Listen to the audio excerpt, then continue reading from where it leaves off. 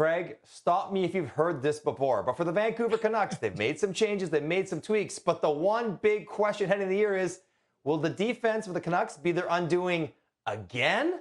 In the famous words of Yogi Berra, it's deja vu all over again when we start with one big question.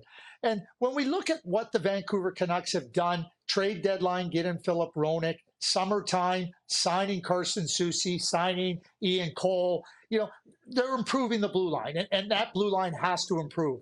A healthy Thatcher Demko, we know he can be a difference maker. He's demonstrated they can be a number one goaltender.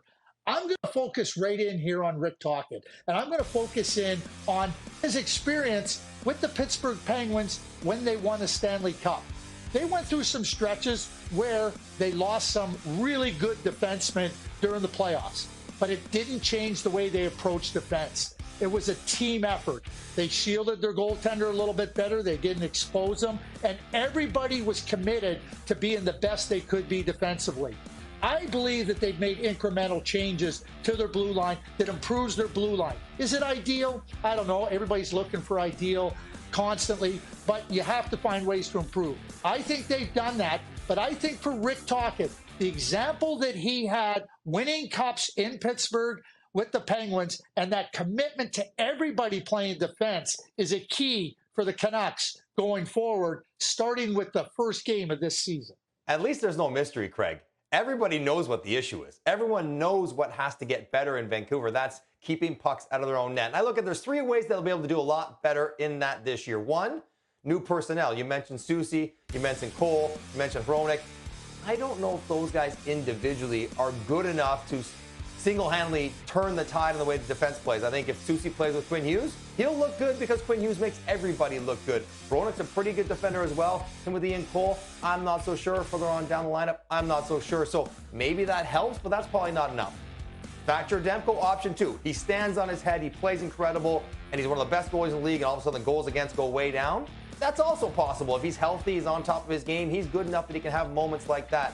But I think, as do you, the most likely successful path for Vancouver to get better defensively is not so much change our defensemen, but change our coach and change our defensive philosophy of our entire team.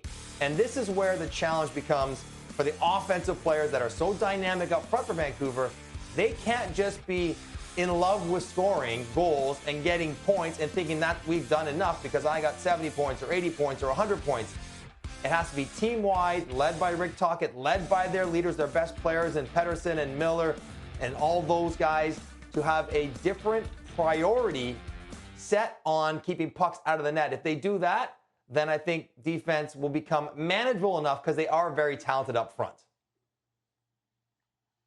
When we look back at the last number of seasons, and it seemed that the Vancouver Canucks were going to try to outscore their problem of not being good enough on the blue line. And that didn't create the results that they wanted to. So when you look at Pettersson, who's become an elite two-way player, killing penalties, that to me has got to be a model player for everybody else. He's arguably, along with Quinn Hughes, their best players. So when your best players now commit to doing those types of things defensively and not all being tied up in points, I think that can permeate itself through the rest of the lineup. And I think that that's key.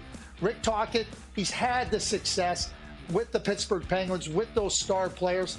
He's got great examples to draw on. But within his own group, you look at Pettersson, you look at where he took his game last season, and it was a well-rounded, complete two-way game.